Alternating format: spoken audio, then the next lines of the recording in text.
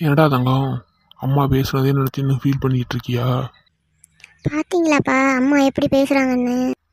அவ கிடக்கா லூசுக்கு இருக்கி. அவள் அப்படி தான் பேசுவா. அவள் பேசுறதெல்லாம் நீ பெருசாக எடுத்துக்காதே.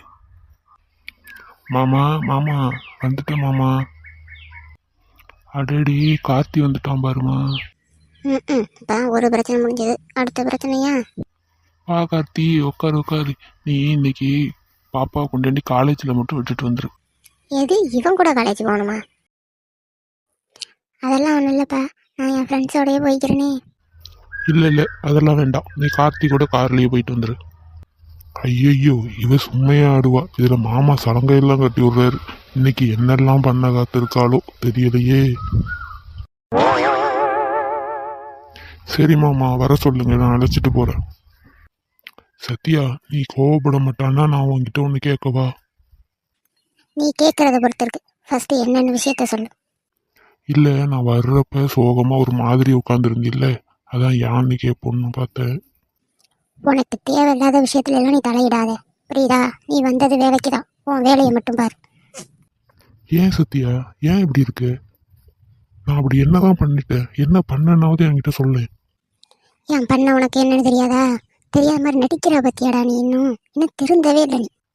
எனக்கு தெரிஞ்ச நான் ஏன் இவ்வளோ கேட்க போறேன்? கோவப்படுறா, எதுக்கு கோவப்படுறான்னே தெரில. 2 வருஷம் லவ் இப்போ இப்படி நிற்கிது. சொன்னாதானே தெரியும், கோவப்பட்டா தெரியுமா? இப்போ நான் இதை போய் இவகிட்ட சொன்னேன்னா இருக்கிற கோவம் இன்னும் பெருசாகிடும். நமக்கே அவன் வம்பு. வாயை வச்சுக்கிட்டு செவனின்னு இருந்துடணும். இருக்கிற பிரச்சனையை பெரிய பிரச்சனையாக வைக்கிடக்கூடாது. வந்துட்டான் பேசுறதுக்கு, அங்கே இருந்து நல்லவன் மாதிரி பண்றதெல்லாம் பண்ணி விட்டு. சத்யா, பார்த்து போயிட்டு வா. இப்பதான் இவனுக்கு என் மேல பாசம் பொங்குதோ? சே, இவ ஏன் தான் இப்படி இருக்காளோ? என்னன்னு சொன்னாதானே எனக்கு தெரியும். சத்யா, ஏன் சத்யா நீ இப்படி இருக்கு? ஏன் சத்யா? சொன்னாதானே சத்யா தெரியும்.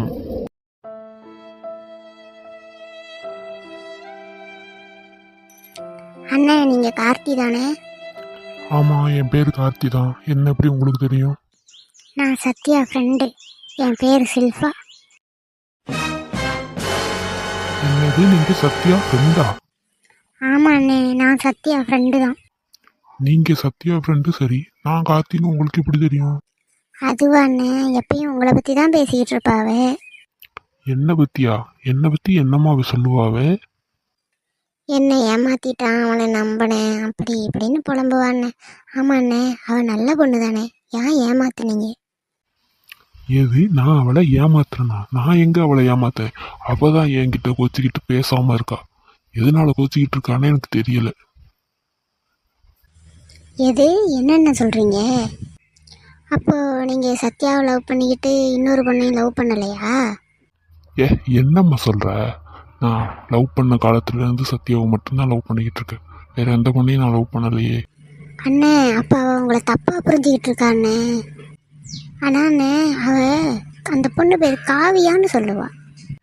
காவியாவா? அவ என் ஃப்ரெண்டாச்சே. ஃப்ரெண்டா? அந்த பொண்ணு தான் பிரச்சனை. அந்த பொண்ணு தான் சொல்லியிருக்கு, நானும் கார்த்தியும் லவ் பண்ணுறோம், உன்னை விட்டுட்டான், நீ அவனை மறந்துடணும். கார்த்தி இங்கே வருவான், இதை சொல்லுவான்னு சொல்லும் போதெல்லாம் நீங்கள் அங்கே போயிருக்கீங்க, அதை சொல்லியிருக்கீங்க. இதெல்லாம் அந்த பொண்ணு பிளான் பண்ணியிருக்குமோ? அதெல்லாம் இவன் நம்பிட்டாளோ? சேச்சே, அவ அப்படிப்பட்டவெல்லாம் கிடையாதுமா. அவன் ரொம்ப நல்ல பொண்ணு. நல்ல பொண்ணா கெட்ட பொண்ணான்னு தெரிஞ்சிடும். நான் உங்ககிட்ட சத்யாவை பேச வைக்கிறேன் எப்படியாவது. நீங்கள் 2 பேரும் பேசினாதான் எது உண்மைன்னு தெரியும். சரிம்மா சரிம்மா, எப்படியாவது பேசுறதுக்கு மட்டும் ஹெல்ப் பண்ணுப்பா. சரிண்ணே, நீங்கள் கவலைப்படாதீங்க, நான் அவளை உங்ககிட்ட பேச வைக்கிறேன். எதுக்கும் ஃபீல் பண்ணாதீங்க.